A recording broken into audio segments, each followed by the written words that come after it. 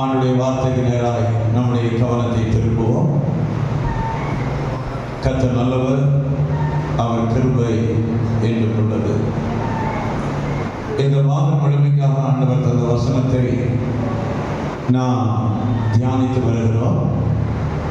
திருப்பிக் கொள்ளுங்கள்.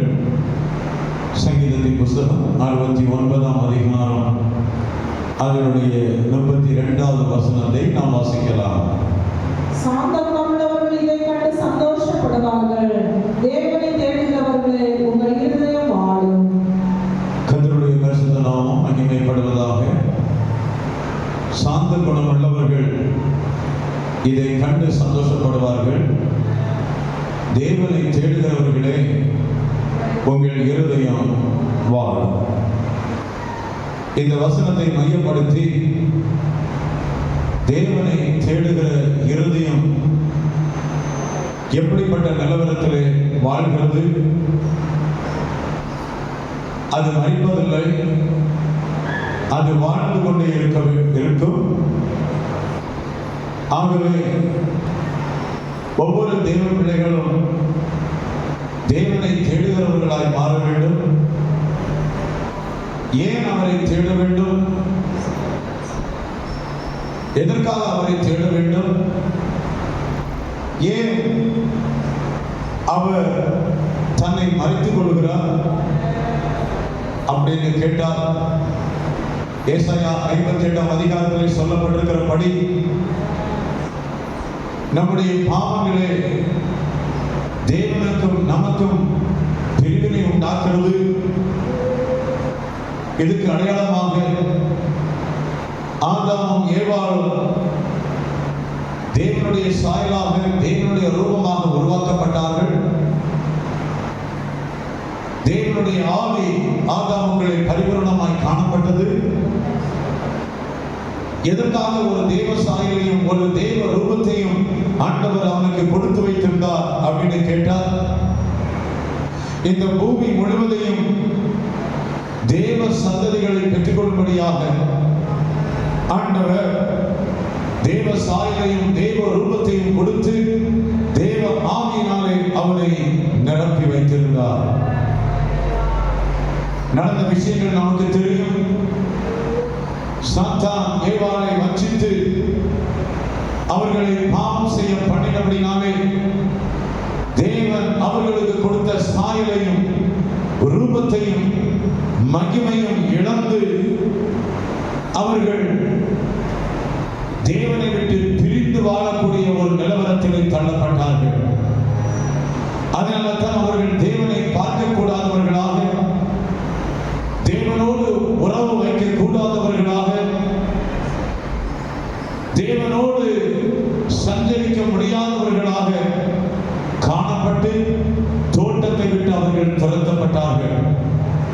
இப்படி பாவம் தேவனுக்கும் நமக்கும் பிரிவினை உண்டாக்கி நாம் தேவனை தேடக்கூடிய ஒரு கட்டாய நிலவரத்துக்குள்ளே தள்ளப்பட்டோம்.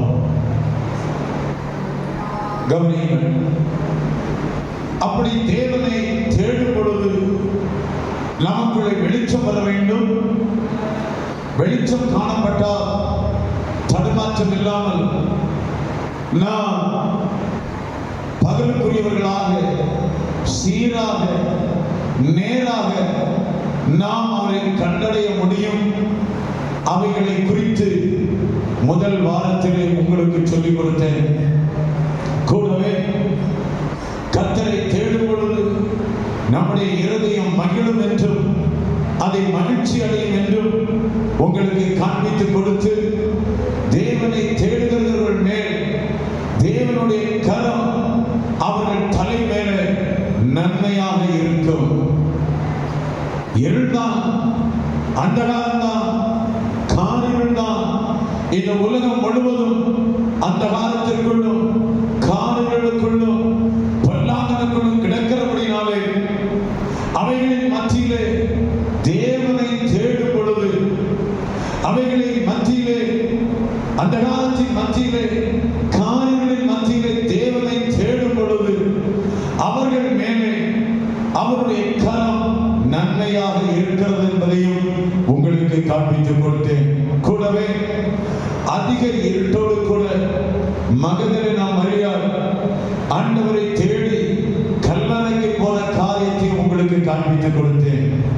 ஒரு ஸ்திரீ பயமில்லாமல் எப்படியாவது இயேசுவை தனக்கு சொந்தமாக்கிக் கொள்ள வேண்டும், இயேசுவை தனக்காக எடுத்துக்கொள்ள வேண்டும், இயேசுவை தவிர எனக்கு வேறு எதுவும் வேண்டாம், இயேசுவை தவிர எனக்கு இந்த உலகத்தில் வேறு எந்த ஆசைகளும் இல்லை என்பதை காண்பிக்கும் வண்ணமாக எத்தனை இருட்டாக இருந்தாலும், எத்தனை அந்தகாரங்கள் இருந்தாலும், எத்தனை தடுமாற்றங்கள் தன்னுடைய வாழ்க்கையில் இருந்தாலும் அவைகள் ஒன்றையும் அவள் பொருட்படுத்தாமல் இயேசு மட்டும் எனக்கு போதும் என்று சொல்லி அதிக இருட்டோடு கூட மகதலேனா மரியாள் கல்லறைக்கு போன காரியத்தை நான் உங்களுக்கு காண்பித்து கொடுத்தேன். இது நிமித்தம் உயிர்த்தெழுந்த இயேசு அவளுக்கு காட்சி கொடுத்ததையும் அவள் அவரை கண்டதையும் சந்தோஷம் அடைந்ததையும் நாம் வேத புஸ்தகத்திலே வாசிக்கிறோம். அதே போல நீங்களும் நானும் இந்த பாவ உலகமாகிய இந்த இருளுக்குள் கிடக்கிற இந்த உலகத்துக்குள்ளேயும் நம்முடைய வாழ்க்கையில் காணப்படுகிற அந்த காலங்களையும் நம்ம கவனிக்காமல் நமக்கு வெளிச்சமாய் இருக்கிற இயேசுவை மட்டும் நாம் பார்த்து அவரை மட்டும் நாம் கவனித்து அவரையே நோக்கி பார்த்து கடந்து சென்றால் அவருடைய கரம் நம் எல்லார் மேலும் நன்மையாக வரும் என்பதை உங்களை அழுத்தமாக உங்களுக்கு காண்பித்து கொடுத்தேன். கூடவே இந்த எஸ்ரா வேதபாரகன் ராஜாவுக்கிட்ட சேவகரை கேட்பதற்கு வெட்கப்பட்டிருந்தான். காரணம், கர்த்தர் நகரத்தை காவலாகி அதை காவலாளர் விழித்திருக்கிறது விருதம். ஆரம்பத்தில் உங்களுக்கு சொன்னபடி ஆண்டவருடைய சித்தம் இல்லாமல், ஆண்டவருடைய அனுமதி இல்லாமல் ஒரு முடி கூட கீழே விழாது. உங்களை தொடுகிறவன் என் கண்மணியை தொடுகிறான் என்று சொல்லுகிற கர்த்தர் பகலிலே வெயிலாகிலும் இரவிலே நிலவாகிலும் உன்னை சேதப்படுத்துவதில்லை. இஸ்ரவேலை காக்கிறவர் அவர் உறங்குவதும் இல்லை தூங்குகிறதும் இல்லை என்று சொல்லுகிற தேவன் நம்ம எல்லா நிலவரத்திலும் நம்மை எப்போதும் விழித்து பாதுகாக்கிற ஒரு நல்ல ஆண்டவர் நமக்கு இருக்கிறபடினாலே இந்த உலகத்தின் பாதுகாப்புகளும் இந்த உலகத்தின் காவலாளர்களும் எனக்கு தேவையில்லை. என் தேவனுடைய கரம் அவரை தேடுகிற எல்லார் மேலும் நன்மையாக இருக்கிறபடினாலே நான் எதை குறித்தும் பயப்பட மாட்டேன் என்று சொல்லி அவன் ராஜாவுக்கிட்ட இந்த சேவகரை கேட்பதற்கு வெட்கப்பட்டிருந்த காரியத்தை எஸ்ராவின் புஸ்தகம் 8ஆம் அதிகாரம் 22ஆம் வசனத்தை முன்வைத்து உங்களுக்கு காண்பித்து கொடுக்க தேவன் எனக்கு கிருபை செய்தார். அல்லேலூயா. கூடவே கடந்த ஞாயிற்றுக்கிழமை சங்கீதத்தின் புஸ்தகம் 9ஆம் அதிகாரம் 10ஆம் வசனத்தை முன்வைத்தும் சங்கீதத்தின் புஸ்தகம் 34ஆம் அதிகாரம் 10ஆம் வசனத்தை முன்வைத்தும் கர்த்தரை தேடுகிறவர்களை அவர் கைவிடுகிறதில்லை என்பதையும், கூடவே கர்த்தரை தேடுகிறவர்களுக்கு ஒரு நன்மையும் குறைவுபடாது, அது குறைவில்லாத ஒரு நன்மைகளை எல்லாருடைய வாழ்க்கையிலையும் தேவன் அவைகளை எப்படி செய்கிறார் என்பதை முன்வைத்து பழைய ஏற்பாட்டில் இருந்து 2 நாளாகமத்தின் புஸ்தகம் 16ஆம் அதிகாரத்தில் சொல்லப்பட்டிருக்கிற ஆசா ராஜாவை குறித்தும் 17ஆம் அதிகாரத்தில் சொல்லப்பட்டிருக்கிற யோசபாத் என்கிற ராஜாவை குறித்தும் நான் உங்களுக்கு காண்பித்து கொடுத்தேன். எதுக்காக இந்த விஷயங்கள் எல்லாம் ஆண்டவர் நமக்கு சொல்லித் தருகிறார் என்று கேட்டார். ஐயா, நீ எப்படியாவது அவரை தேடி அவரை கண்டடைந்து நீ ஒரு குறையில்லாத ஒரு வாழ்க்கையை இந்த பூமியிலும் வாழ்ந்து முடிவிலே நீ அவர் உனக்காக ஆயத்தம் பண்ணி வைத்திருக்கிற அந்த நித்திய மகிமையின் ராஜ்யத்திலே பங்கடைவதற்காக வேண்டி ஆண்டவர் இந்த காரியங்கள் எல்லாம் உங்களுக்காக எனக்காக சொல்லி வருகிறார். கவனிங்கள், ஆசா ராஜாவுடைய வாழ்க்கையில ஆரம்பத்திலே அவன் ஆண்டவரை முழுமனதோடு தேடுகிற ஒரு நபராக காணப்பட்டார். அவர் ஆண்டவரை முழுமனதாக தேடிய அந்த காலகட்டத்திலே எத்தியோப்பியர் அவனுக்கு விரோதமாக சண்டை பண்ண வந்தார்கள். அவர்கள் ஏராளமான சேனைகளாக இருந்தார்கள். அந்த சேனைகள் எல்லாம் பார்த்த பொழுது ஆசாவுக்கு தெரிஞ்சிருச்சு அவங்களை ஜெயிக்க முடியாது. அதனால அவர் ஆண்டவரை சார்ந்து கொண்டார். ஆண்டவரை அவர் சார்ந்து கொண்டபடினாலே ஆண்டவர் அந்த எத்தியோப்பியருடைய சேனைகளின் மத்தியிலே அவனுக்கு ஜெயத்தை கொடுத்து, கூடவே அந்த ஜெயத்தின் மூலமாக இந்த ஆசா ராஜா ஏராளமான பொருட்களை சத்துருக்களிடத்திலிருந்து கொள்ளையாக எடுத்துக்கொண்டார். இது நிமித்தம் அவனுடைய வாழ்க்கையில வசதிகள் வந்தது. அவன் மேன்மைப்படுத்தப்பட்டார். வாழ்க்கையில உயர்வை பெற்றுக்கொண்டார். அருமையான கர்த்தருடைய பிள்ளைகளே, நாம் ஆண்டவரை முழுமனதாக தேடும் பொழுது, ஆண்டவரை முழுமனதாக பின்பற்றும் பொழுது, எந்த இருட்டிலும் மனம் தளராமல் ஆண்டவரை தேடும் பொழுது, அவரை சார்ந்து கொள்ளும்போது, நம்முடைய வாழ்க்கையில் இருக்கிற எல்லா குறைவுகளும் நீக்கி நமக்கு ஜெயத்தை தருவது மாத்திரமல்ல, நமக்கு ஒரு வசதி வாழ்க்கையை நமக்கு கொடுக்கிறார். ஆசாவுடைய வாழ்க்கையில ஆண்டவர் செய்தது போலவே உங்களுடைய வாழ்க்கையிலும் அவர் செய்வார் என்பதை வசனத்தின் மூலமாய் உங்களுக்கு காண்பித்துக் கொடுத்து, அதுக்கு பிற்பாடு அவனுடைய சகோதரன் ஆசாவுக்கு விரோதமாக சண்டை பண்ண வந்தான். அந்த நேரத்தில் ஆசா ராஜா ஆண்டவரை சார்ந்து கொள்ளாம அவன் ஆண்டவர் தந்த வசதியின் மேலே, பணத்தின் மேலே, வெள்ளியின் மேலே, பொருளின் மேலே சார்ந்து அந்த பொருட்கள் எல்லாம் எடுத்து சீரிய ராஜாவுக்கு கொடுத்து, அந்த ராஜா தன்னுடைய சகோதரனோடு யுத்தம் பண்ண வைத்து, இப்படியாக சகோதரன் தன்னை விட்டு விலகி போவதற்கு அவன் லஞ்சம் கொடுக்கிறவனாக காணப்பட்ட காரியத்தை உங்களுக்கு காண்பித்துக் கொடுத்து, நீங்கள் நானும் நம்முடைய வாழ்க்கையில் ஆண்டவர் ஒரு உயர்வை தரும் பொழுது, ஒரு வசதியை தரும் பொழுது, ஒரு செழிப்பை தரும் பொழுது, நாம் மற்றவர்களுக்கு அவர்கள் மேல அல்லது சகோதரன் மேல அவனை பழி வாங்குவதற்கு நாம் பணத்தின் மேல நம்பிக்கையோ, தலைவர்கள் மேல நம்பிக்கையோ, அல்லது பொருட்கள் மேல நம்பிக்கையோ, அல்லது என்னுடைய திறமையின் மேல நம்பிக்கையோ நான் சாராமல், என் வீட்டில் நடக்கிற இந்த பிரச்சனைகளுக்கும், என்னுடைய வாழ்க்கையில் இருக்கிற எல்லா பிரச்சனைகளுக்கும் தீர்வாக என் தேவன் எல்லாவற்றையும் சீர்படுத்தி சரி செய்து தர வல்லவர் என்பதை விசுவாசித்து அவரை மட்டும் சார்ந்து கொள்ள வேண்டும் என்பதை கடந்த நாட்களிலே நான் உங்களுக்கு காண்பித்துக் கொடுத்தேன். ஒருவேளை மனிதர்களையோ, தலைவர்களையோ, நம்முடைய திறமைகளையோ நாம சார்ந்து கொண்டு வாழ்கிறவர்களாக இருந்தால் நமக்குள்ளே வரக்கூடிய சுபாவம் ஆசா ராஜாவுடைய சுபாவம். இது நிமித்தம் ஆசா ராஜா அவன் கர்த்தரை சாராமல் இப்படிப்பட்ட காரியங்களை அவன் செய்தபடினால ஆண்டவர் அவன்கிட்ட ஒரு ஊழியக்காரனை அனுப்பி வைத்தார். ஐயா, நீ செய்தது தப்பு, நீ செய்தது தவறு, நீ இப்படிப்பட்ட ஒரு காரியத்தை புத்தீனமாய் செய்திருக்க கூடாது. அப்படியாக ஆசாவை பார்த்து ஊழியக்காரன் சொன்ன பொழுது ஆசா அவனை பகைத்தான். ஆசா அவனை பார்த்து சொன்னான், உன்னைய போய் எனக்கு போதனை செய்வதற்கு யார் வைத்தார்கள் என்று அவன் கடிந்து கொள்ள தொடங்கினான். அவன் மேல கோபப்பட தொடங்கினான். கடைசியாக அவனுடைய வாழ்க்கையில வந்த முடிவு, அவனுடைய விளைவு எப்படிப்பட்டதாக இருந்தது என்று சொன்னால், அவனுடைய கால்களிலே வியாதி வந்தது, அவனுடைய கால்களிலே நோய்கள் வந்தது. உன்னுடைய வாழ்க்கையில ஆசாவை போல இப்படிப்பட்டதான ஒரு நிலவரம் வராமல் இருப்பதற்காக ஆரம்பத்தில் ஆண்டவரை தேடினது உண்மைதான்.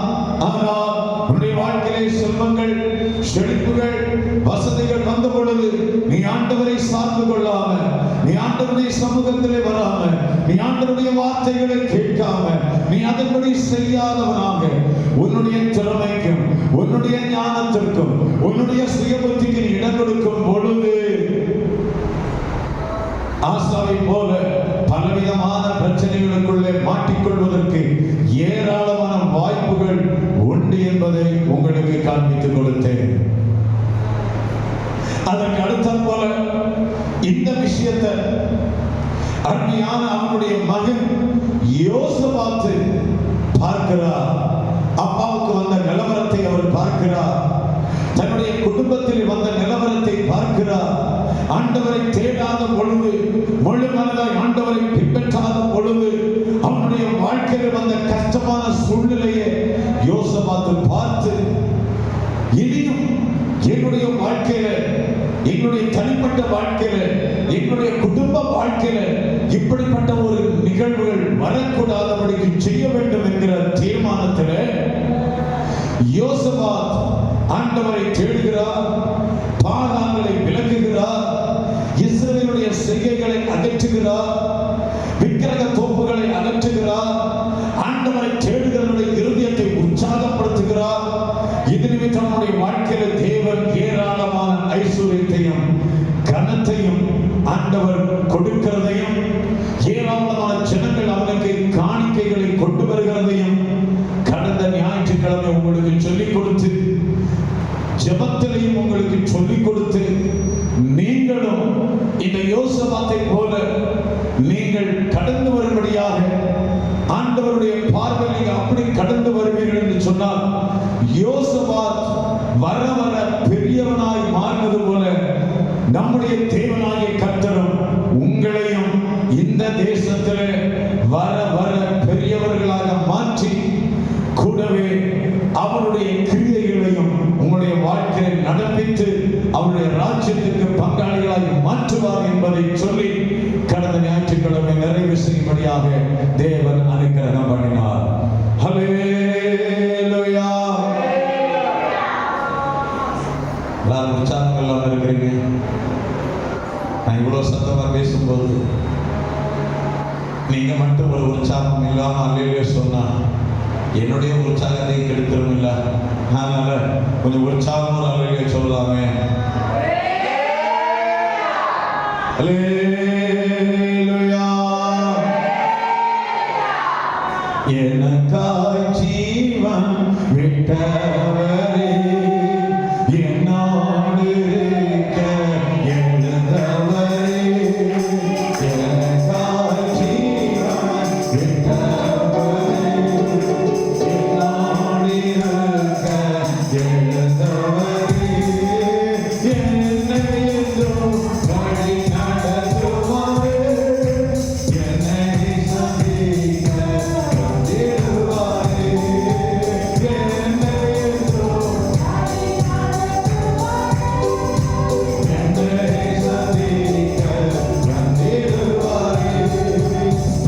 என்றும்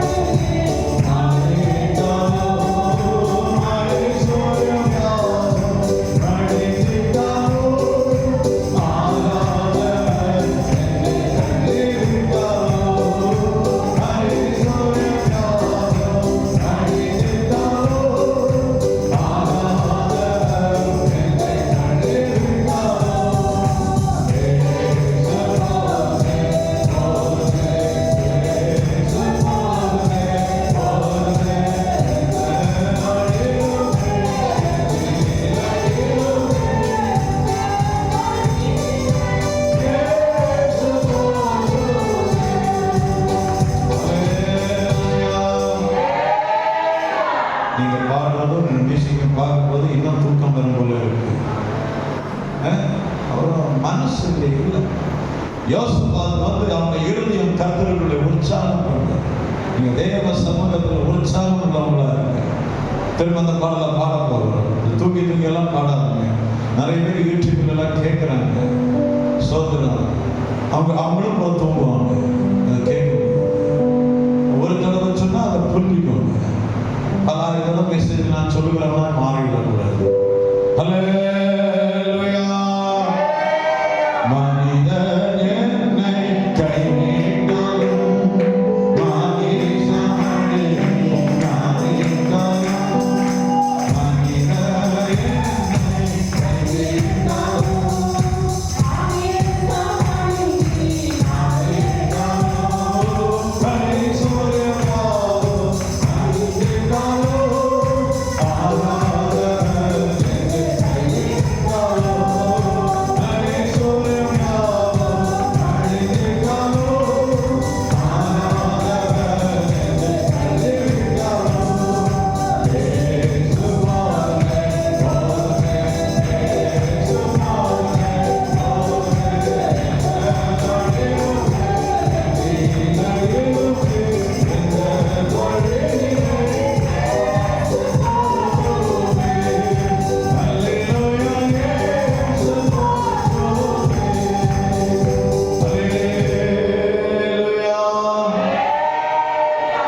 யோசபாத்துடைய வாழ்க்கை இப்படித்தான் இருக்குது. எனக்கு இயேசு மட்டும் போதும். இயேசுவும் அதுதான் சொல்றாரு, எனக்கு இயேசு மட்டும் போதும். காவலாளர்கள் எனக்கு தேவையில்லை, எனக்கு வேற பாதுகாப்புகள் எனக்கு தேவையில்லை. இன்னைக்கு நிறைய வீடுகளில் கேமரா வச்சிருக்கிறாங்க. விஞ்ஞானம் வருவதற்கு முன்னாடி எந்த கேமராவும் யாரும் வைக்கல. அப்போது ஆண்டவர் பாதுகாப்பு கொடுக்கலையா? கொடுத்தாரா இல்லையா? அது நம்முடைய எண்ணம். கேமரா வச்சாதான் திருட வர மாட்டான் அப்படிலாம் கிடையாது. உன்னை பாதுகாக்கிறவர் இயேசு. நீ அவரை மட்டும் தேடினா, நீ அவரை மட்டும் தேடினா, நீ அவரை மட்டும் தேடினா, எனக்கு அவர் மட்டும் போதும் என்று சொன்னான். அந்த நேசர் உனக்குள்ள வந்துடுவாரு. அவருக்குள்ள நீங்க போயிடுவீங்க. எந்த வல்லமைகளும் உன்னை தொட முடியாது. அதனாலதான் தைரியமாக அப்போஸ்தலன் சொன்னான், உலகத்தில் இருக்கிறவனிலும் உங்களில் இருக்கிறவர் பெரியவர். எத்தனை பேர் விசுவாசிக்கிறீங்க? ஒரு சிலர் தான் விசுவாசம், அவங்க தான் அல்லேலூயா சொன்னாங்க. மற்றவங்களுக்கெல்லாம் பெருசு பணமாக இருக்கலாம், பதவிகளாக இருக்கலாம், தலைவர்களாக இருக்கலாம். ஐயா, எனக்கு இயேசு பெரியவர், எனக்குள்ள அவர் பெரியவராக இருக்கிறார், நான் அவரை எனக்குள்ள பெரியவராக வைத்திருக்கிறேன். அந்த விசுவாசம் எல்லாம் ஸ்தோத்திரம் பண்ணுங்க. ஆமென். praise the Lord, praise the Lord, praise the Lord, praise the Lord, praise the Lord, praise the Lord, praise the Lord, praise the Lord. இன்றைக்கு நம்முடைய தியானத்திற்கா மத்திய எழுதின சுவிசேஷம் 13ஆம் அதிகாரம் அதனுடைய 45வது வசனத்தை நாம் வாசித்து தியானிக்க இருக்கிறோம். திருப்பிக் கொள்ளுங்கள்.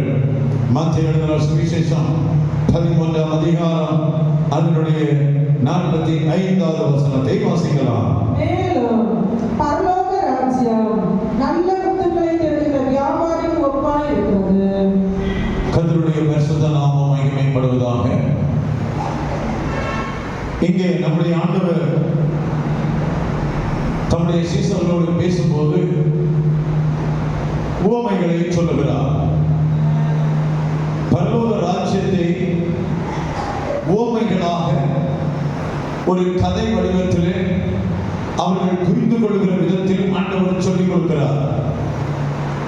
என்ன சொல்லிக் கொடுக்கிறாரு? பரலோக ராஜ்யம் நல்ல முத்துக்களை தேடுகிற வியாபாரிக்கு ஒப்பாயிருக்கிறார். வியாபாரம் செய்கிறவங்க எப்போதுமே நல்ல நல்ல காரியங்களை முன்வைப்பதற்கு பிரயாசப்படுவாங்க. நல்ல நல்ல காரியங்களை விளம்பரம் செய்வதற்கு பிரயாசப்படுவாங்க. இங்க ஆண்டவர் தம்முடைய தம்முடைய ஜனத்தை ஒரு வியாபாரிக்கு ஒப்பிட்டு இந்த ஜனம் பரலோக ராஜ்யத்தை தேடுகிற ஜனமாக மாற வேண்டும். உலகத்தை எத்தனையோ காரியங்களை தேடிக்கொண்டிருக்கிறாங்க. அதையெல்லாம் விவரமாய் சொல்வதற்கு எனக்கு நேரம் இல்லை. நான் சொல்லுகிற இந்த விஷயத்திலே நீங்க விளங்கிக் கொண்டிருப்பீங்க. நீங்க விசுவாசிகள் தான், ரட்சிக்கப்பட்டவர்கள் தான், அபிஷேகம் பெற்றவர்கள் தான், சுவிசேஷத்தை மற்றவர்களுக்கு அறிவிக்கிறவர்கள் தான். ஆனால் உங்களில் எத்தனை பேர் பரலோக ராஜ்யத்தை தேடினவர்களாக உங்க வாழ்க்கையை கொண்டு வந்திருக்கிறீங்க? அவங்க மட்டும் கையை தூக்குங்க. அல்லேலூயா. பிரசங்கம் பரவசமா இருந்தது, கேட்கறதுக்கு ரொம்ப நல்லா இருந்தது, அதையெல்லாம் சொல்றோம். ஆனா உங்க தனிப்பட்ட வாழ்க்கையில ஆண்டவர் ஒரு ராஜ்யத்தை ஆயத்தப்படுத்திக் கொண்டிருக்கிறார். ஆண்டவர் எதுக்காக அந்த ராஜ்யத்தை ஆயத்தப்படுத்திக் கொண்டிருக்கிறார்? ஏன் ஆண்டவர் இந்த ராஜ்யத்தை ஆயத்தப்படுத்தணும்? ஏன் இந்த வேலையை ஆண்டவர் செய்துட்டு இருக்கிறாரு? ஏன் உங்களையும் என்னையும் ஆண்டவர் ஒரு வியாபாரியாக வைத்து அந்த ராஜ்யத்தை தேடுகிற நபராய் நீங்கள் மாற வேண்டும் என்று சொல்ல காரணம், ஆரம்பத்தில் உங்களுக்கு நான் காண்பித்துக் கொடுத்தேன். இந்த உலகத்திற்குள்ளே பாவம் பிரவேசித்தது. இந்த உலகத்திலே பாவம் பிரவேசித்தபடினால பிறக்கிற பிள்ளைகள் எல்லாமே பாவத்திலே கர்ப்பந்தரிக்கப்பட்டு அவர்கள் பிறக்கும் பொழுதே பாவத்திலே பிறக்கிறார்கள். கடந்த நாட்களில் நான் உங்களுக்கு சொல்லியிருந்தேன். உங்களுக்கு தெரியாமல் இருந்தால் நான் இன்றைக்கு மீண்டும் அதை ஞாபகப்படுத்தி சொல்லும்படியாக வாஞ்சிக்கிறேன். சின்ன பையன், 1ஆம் வகுப்பு படிக்கிற பையன் என்று நினைக்கிறேன். 1ஆம் வகுப்பு படிக்கிற பையனுக்கும் ஸ்கூல்ல படிக்கிற அதே இன்னொரு பையனுக்கும் பிரச்சனை. அவன் அந்த பிரச்சனை நிமித்தம் கோபத்தில் வீட்டில் வந்து யாருக்கும் தெரியாம கொஞ்சம் எறும்பு பொடியை எடுத்துக்கொண்டு போய் அவன் ஸ்கூல்ல அந்த பையன் கொண்டு வருகிற அந்த தண்ணி பாட்டிலுக்குள்ள அந்த எறும்பு பொடியை போட்டு விட்டான். எப்படியோ ஒரு பையன் பார்த்து அதை அந்த டீச்சருக்கு சொல்லிக் கொடுத்தபடினால அந்த டீச்சர் அதை பார்த்து அவங்க பெற்றோரை கூப்பிட்டு அந்த பிள்ளையை ஸ்கூலை விட்டு அனுப்பிவிட்டார்கள். நான் கேட்கிறேன், சின்ன பையன் 4 வயசு 5 வயசு தான் இருக்கும். இவனுக்கு போய் இப்படிப்பட்ட ஒரு பாவத்தை செய்வதற்கு யார் சொல்லிக் கொடுத்தா? யாரையும் கற்றுக் கொடுத்தாங்க? சின்ன பிள்ளைகள் பேசின ஒரு சின்ன பிரச்சனைக்கு ஒரு கொலை செய்கிற அளவுக்கு ஒரு ஏவுதல் அவனுக்குள்ளே, ஒரு உந்துதல் அவனுக்குள்ளே, இதெல்லாம் வருவதற்கு யார் காட்டிக் கொடுத்த அப்படின்னு கேட்டா அதுதான் விளைவு. ஒரு மனுஷன் பிறக்கும் பொழுது அவன் பாவத்திலே பிறக்கிறான். அவனுடைய அம்மா பாவத்திலே கர்ப்பந்தரிக்கிறார். பாவத்திலே பிறக்கிறபடினால இந்த முழு உலகமும் பாவத்துக்குள்ளே காணப்படுகிறபடினால பாவத்துக்கு ஒரு அதிகாரி இருக்கிறான். அவன் தான் பிசாசு, அவன் தான் மரணம், அவன் தான் அழிவை கொடுக்கக்கூடியவன், அவன் தான் மோசம் போக்குகிறவன் என்றெல்லாம் ஆண்டவருடைய வார்த்தை நமக்கு காண்பித்து கொடுத்து இந்த பாவத்தில் இருந்தும் இந்த துரோகத்தில் இருந்தும் இந்த அக்கிரமத்தில் இருந்தும் ஒரு மனுஷன் விடுதலையாக வேண்டும். அவன் விடுதலையாக வேண்டும். என்னை பார்த்து இன்னொரு நபர் கேட்டார், ரட்சிக்கப்பட்டவர் தான், ஆலயத்துக்கு போகிறவர் தான், ஆண்டவருடைய வார்த்தையை நன்றாக அறிந்து கொண்டவர் தான். அவர் என்னையே பார்த்து கேட்டார், நாம் எல்லாம் சர்ச்சுக்கு போய் உபவாசம் பண்ணி இப்படி எல்லாம் கஷ்டப்பட்டு ஆராதிச்சு எதுக்கு வேதனைப்படணும்? ஆண்டவர் எல்லாரையும் ஒரு நிமிஷத்துல கொண்டு போட்டு ஒரே அடியா நம்ம எல்லாரையும் பரலோகத்துல கொண்டு போகலாமே, ஏன் இப்படி எல்லாம் நம்மளை கஷ்டப்படுத்தி, வேதனைப்படுத்தி, வருத்தப்படுத்தி, ஆலயத்தில் வர வச்சு இப்படியெல்லாம் கஷ்டப்படணும், ஏன் ஆண்டவர் இப்படியெல்லாம் செய்கிறார் அப்படின்னு சொல்லிட்டு என்னைய பார்த்து ஒரு கேள்வி கேட்டார். நான் சொன்னேன், நீ ரட்சிக்கப்பட்ட, நீ ஞானஸ்நானம் எடுத்த, நீ ஒரு பெந்தேகோஸ்தே சபையில தான் இருக்கிற, ஆனா நீ ஆண்டவரை அறியாத நபராய் வாழ்ந்துகிட்டு இருக்கிற. நீ யோசிக்கிற இந்த யோசனைய ஆண்டவர் எப்போதே யோசித்து விட்டார். உனக்கு இப்பதான் கண்ணு திறக்குதா? உன்னையே சிருஷ்டித்து, உனக்கு ஞானத்தை கொடுத்து, உனக்கு அறிவை கொடுத்து, உனக்கு தேவைகள் எல்லாம் கொடுத்த ஆண்டவர் உன்னுடைய சிந்தைகளை அவர் அறிவதில்லையோ? அவருக்கு தெரியாதா? உன் நாவிலே சொல் பிறவாவதற்கு முன்னாடியே எல்லாவற்றையும் அறிகிற ஆண்டவர் நீ அடுத்தது என்ன சொல்ல போகிறாய் என்பது அவருக்கு தெரியாதோ? அவருக்கு தெரியும் ஐயா, அவருக்கு தெரியும். ஆனா நீ நினைக்கிற இந்த காரியத்தை ஆண்டவர் ஆரம்பத்தில் செய்தார். அதுதான் ஆதியாகமம் 4ஆம் அதிகாரம் அதனுடைய கடைசி வசனத்தை நம்ம வாசிக்கும் போது அங்கே சேத்துக்கு ஒரு குமாரன் பிறந்தான். அந்த குமாரன் பேர் தான் ஏனோஸ். ஏனோஸ் பிறந்த பிற்பாடு மனுஷன் கர்த்தருடைய நாமத்தை தொழுது கொள்ள ஆரம்பித்தார்கள். எல்லாரும் கர்த்தரை ஆராதித்தார்கள், எல்லாரும் கர்த்தரை தொழுது கொண்டார்கள்.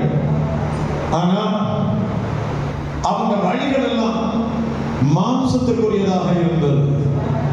அதனால்தான் ஆதியாகமம் 6ஆம் அதிகாரத்திலே ஆண்டவர் சொல்லுகிறார், மாம்ச தேகமுள்ள யாவரும் முடிவும் எனக்கு முன்பாக வந்துவிட்டது. நீ ஆண்டவரை அறிந்து கொண்டவளாக, ஆண்டவரை அறிந்து கொண்டவனாக வாழ்ந்தாலும் நீ ஒரு ஆவிக்குரிய ஜீவியம் செய்யாவிட்டால், நீ மாம்சத்துக்குரியவனாய் வாழ்ந்தால், மாம்ச சிந்தை மரணத்தை கொடுக்கிறது. மாம்சத்துக்குரிய வழிகளில் தேவன் பிரியமாய் இருப்பதில்லை. மாம்சமும் இரத்தமும் தேவனுடைய ராஜ்யத்தை சுதந்திரிப்பதில்லை.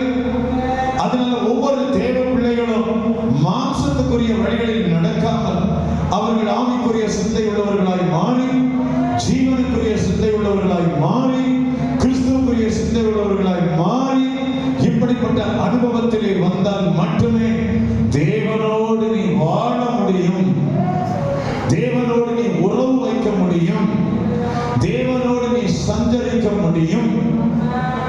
தேவன் உன்னுடைய சத்தம் கேட்பார், தேவன் உன்னுடைய கூப்பிடுதலுக்கு பதில் கொடுப்பார், தேவனும் உன்னை உருவாக்கி கொள்வார். அப்படியெல்லாம் ஆண்டவருடைய வார்த்தை நமக்கு சொல்லுகிறது. ஆனா பழைய பாட்டில் இருந்த மக்கள் ஆண்டவர் ஆராதிச்சான், ஆனா அவங்க வழிகள் எல்லாம் மாம்சத்துக்குரியவர்களாய் இருந்தபடினால அவர்களுடைய முடிவு எல்லாமே தேவனுக்கு முன்னாடி வந்தது. ஒரே ஒரு மனுஷன் ஆவிக்குரியவனாய் வாழ்ந்தான், தன் காலத்தில் இருந்தவர்களுக்குள்ளே உத்தமனாய் வாழ்ந்தான், தேவனோடு சஞ்சரித்துக் கொண்டிருந்தான். இதை மையப்படுத்திதான் ஆண்டவர் புதிய ஏற்பாட்டை நமக்கு சொல்லிக் கொடுக்கிறார்.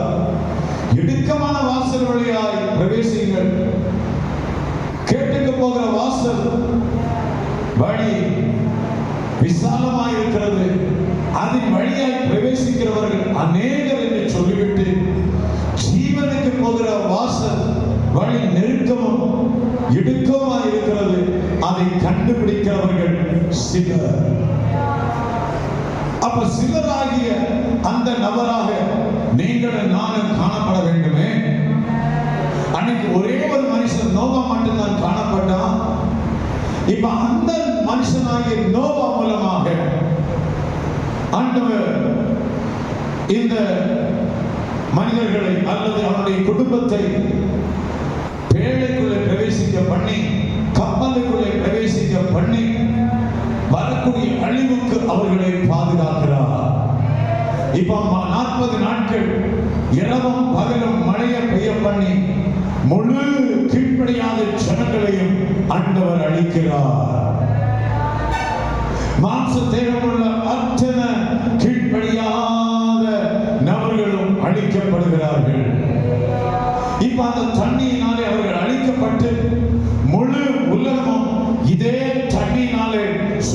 அர்த்தமாக்கப்படுகிறது. நான் சொல்ல வரக்கூடிய காரியத்தை நீங்கள் புரிந்து கொள்ளணும். ஐயா பெஞ்சமின் அவர்கள் சொன்னாங்க, ஆண்டவர் ஏன் இவ்வளவு கஷ்டப்படுத்தணும், எல்லாரையும் ஒரேடி அடிச்சிட்டு அவருக்கு பிரியமானவர்களை மட்டும் அவருடைய ராஜ்யத்திலே சேர்த்துக் கொள்ளலாமே. கேட்ட கேள்வி நியாயமானதான். இந்த காரியத்தை ஆண்டவர் ஆரம்பத்திலே செய்கிறார். எல்லா மக்களையும் அழிக்கிறார், கீழ்ப்படியாத அத்தனை பேர்களையும் அழிக்கிறார். கூடவே அதே தண்ணீர் மூலமாக முழு உலகத்தையும் அவர் சுத்திகரித்து பரிசுத்தப்படுத்தி தூய்மைப்படுத்துகிறார். இப்பொழுது நோவாவையும் அவருடைய குடும்பத்தையும் அவர் வெளியே கொண்டு வர பண்ணி அவரோடு உடன்படிக்கை பண்ணுகிறார். உன்மூலமாக இந்த உலகத்தில் ஜாதிகள் நிரப்பப்பட வேண்டும், நீங்கள் பல்கி பெருகி இந்த உலகத்தை நிரப்புங்கள் என்று சொல்லி அவரை ஆசீர்வதிக்கிறார்.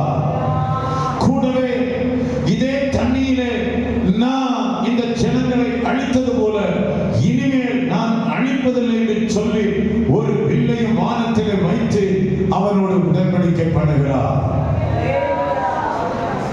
நல்ல கவனிங்க. இப்படியாக ஆண்டவர் எல்லா பேரையும் அழித்து அவருக்கு முன்னாடி உத்தமமாய் வாழ்ந்த குடும்பத்தை மட்டும் பாதுகாத்து அவன் மூலமாக இந்த உலகத்திலே ஜாதிகளை வர செய்தார், ஜனங்களை வர செய்தார். ஆனா என்ன நடந்தது? இந்த நோவா கொஞ்சம் வருஷம் கழிச்சு அவர் மதுபானம் குடித்து அதிலே வெறி கொண்டு கடைசியாக தனக்கு முன்னாடி வந்த மகனை அவர் சபித்தார். ஆண்டவர் சுத்தப்படுத்தின இதே உலகத்துக்குள்ளே மீண்டும் ஒரு சாபம் பிரவேசித்தது. மீண்டும் இந்த உலகத்திலே பாவம் பிரவேசித்தது. இது நிமித்தம் வேறு வழி இல்லை. இந்த மனுக்குலத்தை மீட்பதற்கு வேறு வழி இல்லை. ஆண்டவர் பார்த்தா இப்படியே போனா என்ன செய்வது? ஜனங்கள் எல்லாரும் அழிந்து கொண்டிருக்கிறார்களே, ஜனங்கள் எல்லாரும் அழிந்து கொண்டிருக்கிறார்களே, எப்படியாவது அவர்களை மீட்க வேண்டும் என்ற கண்ணோட்டத்திலே மீண்டும் அவரே இயேசுவாக இந்த உலகத்திலே கடந்து வந்தார். அது அழிப்பதற்கல்ல, உன்னை ரட்சிப்பதற்கு, உன்னை மீட்டுக் கொள்வதற்கு, உனக்கு ஆண்டவருடைய ராஜ்யத்தை கொடுப்பதற்கு, உனக்கு ஒரு நிச்சயமான வாழ்வை கொடுப்பதற்கு ஆண்டவர் இயேசு இந்த உலகத்திலே வந்தார். இந்த விஷயத்தை நான் அவருக்கு சொல்லும் பொழுது அவர் அதை ஏற்றுக்கொண்டார். பிரதர், இவ்வளவு காரியங்களை ஆண்டவர் சொல்லி தந்திருக்கிறது, நான் அறியாமல் வாழ்ந்து விட்டேன், இனிமேல் நான் அப்படி சிந்திக்க மாட்டேன் என்று சொன்ன பொழுது எனக்கு ரொம்ப சந்தோஷம் வந்தது. அப்ப இயேசு வந்தது உங்களையும் என்னையும் அழிப்பதற்கல்ல, மனுஷகுமாரன் மனுஷனுடைய ஜீவனை அழிப்பதற்கல்ல, அவர் ரட்சிக்கிறதற்கு வந்தார். இப்ப இந்த ரட்சிப்பை நீங்களும் நானும் நம்முடைய வாழ்க்கையை சொந்தமாக்கிக் கொள்வதற்கு அவரை விசுவாசித்து ஞானஸ்நானம் பெற்று நாம் அவருடைய சரீரமாக சபையிலே சேர்க்கப்பட்டிருக்கிறோம். இப்ப சேர்க்கப்பட்டிருக்கிற நீங்களும் நாம் இந்த உலகத்தின் மேல் அன்பு வைக்காமல், இந்த உலகத்தின் மேல் நேசம் வைக்காமல், அவர் உங்களுக்காக எனக்காக ஆயத்தம் பண்ணி கொண்டிருக்கிற ஒரு ராஜ்யத்தை நமக்கு சொந்தமாக்கிக் கொள்வதற்கு எனக்கு லாபமாக இருந்தவைகள் எவைகளோ அவைகள் எல்லாம் இயேசுவுக்காக நான் நஷ்டம் என்று எண்ணுகிறேன், குப்பையுமாக எண்ணுகிறேன். எத்தனை பேர் இந்த உலகத்தை நான் குப்பைன்னு சொல்லுகிறீங்க? ஹalleluya. ஆனா பக்தன் பாடுவார் அடிக்கடி ஒரு பாட்டு, உலகம் என் பின்னே சிலுவையின் முன்னே, உலகம் என் பின்னே சிலுவையின் முன்னே, உலகம் என் பின்னே சிலுவையின் முன்னே, பின்னோக்கே நான், பின்னோக்கே நான், பின்னோக்கே நான்,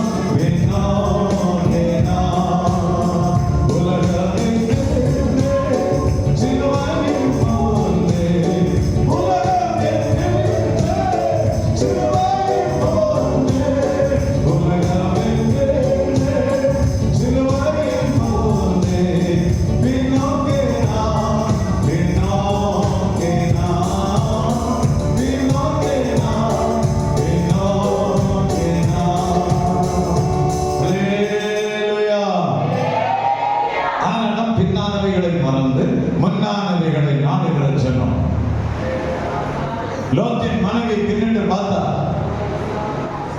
அவள் 31 ஆனா, என்னை அழைத்தவர் உண்மையுள்ளவர், நான் முன்னாடி உள்ளதை பார்க்க வேண்டும், உனக்காக அவர் ஆயத்தம் பண்ணி வைத்திருக்கிறதையே பார்க்க வேண்டும், உனக்காக அவர் ரெடி பண்ணி கொண்டு இருக்கிறதை நீ பார்க்க வேண்டும். இதைத்தான் ஆபிரகாமும் அவனுடைய குடும்பங்களும் தூரத்திலே கண்டு அணைத்துக் கொண்டார்கள் என்று எபிரேயர் 11ஆம் அதிகாரத்தில் நமக்கு சொல்லித் தருகிறார். இந்த உலகத்தை பார்க்காத, இந்த உலகத்தை நீ பார்த்துக் கொண்டிருக்கிற நாட்களிலே நீ அவரை பார்க்க முடியாது, அவருடைய ராஜ்யத்தை பார்க்க முடியாது, அவருடைய நேசத்தை நீ பார்க்க முடியாது, அவர் உனக்காக ஆயத்தம் பண்ணி வைத்திருக்கிறது உன்னால பார்க்க முடியாது. நீ ரட்சிக்கப்பட்டது அதுக்குதான், நீ மனம் திரும்பி வந்தது அதுக்குதான். அந்த முதல் வார்த்தையை ஆண்டவர் அதான் சொல்லிக் கொடுத்தார், மனம் திரும்புங்கள், பரலோக ராஜ்யம் சமீபத்தில் இருக்கிறது. ஏன் இந்த உலகத்திலே நன்றாக வாழ்ந்து புசித்து குடித்து உடுத்து அப்படிப்பட்ட ஒரு சம்பூர்ணமான வாழ்க்கை வாழ்ந்து ஆண்டவருடைய ராஜ்யத்தை தேடுவதற்கு ஆண்டவர் சொல்லவில்லை. ஆனால் தான் ஆண்டவர் இன்னும் அழகாக ஒரு கூட்டத்தாரை குறித்து நமக்கு சொல்லித் தருகிறார். வாசிக்கலாம். யோவான் சுவிசேஷம் 6ஆம் அதிகாரம் அதனுடைய 26வது வசனத்தை வாசிக்கலாம். ஆண்டவர் என்ன சொல்லித் தருகிறார்? யோவான் சுவிசேஷம் 6ஆம் அதிகாரம் 26வது வசனத்தை வாசிக்கலாம். இயேசு அவர்களுக்கு பிரதித்திரமாக, நீங்கள் அற்புதங்களை கண்டதினாலே அல்ல, நல்ல சாப்பாடு கிடைச்சு திருப்தியானதினாலேயே என்னை தேடுகிறீர்கள் என்று மெய்யாகவே மெய்யாகவே உங்களுக்கு சொல்லுகிறேன் என்றார். ஹல்லேலூயா. அற்புதத்தை பார்த்ததுனால அல்ல, ஒரு வசதியான வாழ்க்கை, நல்ல சாப்பாடு, நல்ல ஆகாரம் உன்னுடைய வாழ்க்கையில தேவன் அனுமதித்தபடினால ஆண்டவர் நல்லவர், இயேசு நல்லவர் அப்படின்னு சொல்லிட்டு நீ பாட்டு பாடுற. ஒருவேளை உன்னுடைய வாழ்க்கை பஞ்சத்திலே வைத்தார், ரூத்தினுடைய வாழ்க்கை போல ஒரு வறுமையிலே வைத்தார். எத்தனை பேருக்கு ரூத்தை போல நகோமியை பின்பற்றி வருவீங்க, இயேசுவை பின்பற்றி வருவீங்க. மூத்தவள் போய்விட்டா, பஞ்சத்திலும் வறுமையிலும் இழப்புகள் வந்த நேரத்திலும் மரணமே தவிர உம்மை விட்டு வேற எந்த காரியமும் என்னை பிரிக்க மாட்டாது என்று ரூத் சொன்னபடினால்தான், ரூத் சொன்னபடினால்தான் இயேசு அந்த வம்சத்தில் வெளிப்பட்டார். இன்னைக்கு ஒரு கூட்டம் இருக்குது, நல்ல வசதி வாழ்க்கை வந்தாதான் இயேசு. வாழ்க்கையில இழப்புகள் கஷ்டம் வந்தா ஏன் இயேசு இதெல்லாம் அனுமதிச்சாரு? இயேசுக்கு கண்ணு இல்லையா? ஏன் இந்த கஷ்டத்தை எனக்கு கொடுத்தாரு? மற்றவங்க எல்லாம் அவமானமா பேசுறாங்க, நிந்தையாக பேசுறாங்க. ஆனா ஆண்டவருடைய திட்டம் அதுவல்ல, ஆண்டவருடைய யோசனை அதுவல்ல. உனக்குள்ளே இருந்து இயேசு வெளிப்பட வாஞ்சிக்கிறார். உனக்குள்ள உன் குடும்பத்துக்குள்ள இருந்து இயேசு வெளிப்பட வாஞ்சிக்கிறார். அதனாலதான் இந்த கஷ்டம், அதனாலதான் இந்த கஷ்டத்தினுடைய வாழ்க்கையில அனுமதிச்சாரு, அதனால அந்த வருத்தங்களுடைய வாழ்க்கையில தேவன் அனுமதிச்சார். இயேசு மகிமைப்படுத்து, இயேசுவை மகிமைப்படுத்த கொஞ்ச நேரம் 2 நிமிஷம் எல்லாம் சோதனை பண்ணுங்க. இந்த கஷ்டம் எதுக்காக? இந்த வனாந்தர வாழ்க்கை எதுக்காக? நீ அப்பா சாப்பிட்ட திருப்தியானதுனால அல்ல, உன்னை கொண்டு தேவன் பெரிய காரியங்கள் இந்த தேசத்தில் செய்ய வேண்டும். யோசேப்பே, உன்னுடைய வம்சம் அழியாமல் இருப்பதற்காக உன்னை தேவன் தெரிந்து கொண்டார். நீ முறமறுக்காத இந்த கஷ்டம் எதுக்காக? வனாந்தரத்தில் ஏன் ஆண்டவர் இந்த கஷ்டத்தை கொண்டார்? நீ அவரை அறிந்து கொள்ளும்படியாக, நீ அவரை கட்டி சேரும்படியாக, நீ அவரை நோக்கி பார்க்க முடியாது. நீ உன்னுடைய திறமையை சாராமல், உன்னுடைய